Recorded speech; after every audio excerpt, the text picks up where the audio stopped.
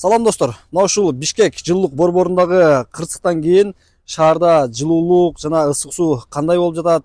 Мына ушуну биз шаар тургундарынан Ну, был там какой-то день какой-то был. Воды не было горячей, так. Не знаю, у нас нет, хорошо, слава богу. ТЭЦ авария болду го. Ошондон бери мындай ысык суу, жылуулук кандай болуп атат? жакшы эле болуп атат. ооба, бизде үйдө Восток беште жашайм, жакшы эле жылуулук. Ысык суу деле чыгып калды, Кудайга шүгүр. ТЭЦтен жабыркаган адамдарга ошо жакшы болуп кетсин, ден соолуктары. Ошолордун амандыгын, ошо ТЭЦ жарылгандан бери эле сразу эле ушул жакта иштегендер эмне болду деп переживать эттик биз. Аман болсо экен деп эле ТикТоктон, соц тармактардан көргөндө эле ошо ойлоп аттык. ТЭЦ авария болгондон бери үйдө жылуулук, ысык суу кандай болот? Бизде жакшы эле. Бир эки күн суук болду. Калган күндөр жакшы. Азыркыда ошо жылуу суу да чыгып калды.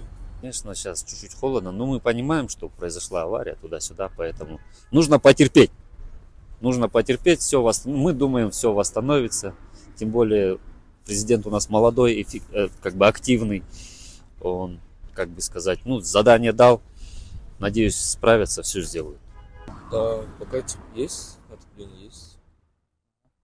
А вода? Вода тоже есть. Недавно вот появилась.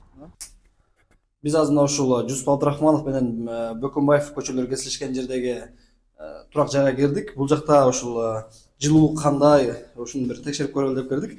Азыр эми бул подъездеги отопление бир аз жылуураак. Биз батирдеги отоплениени көрүп көрөлү.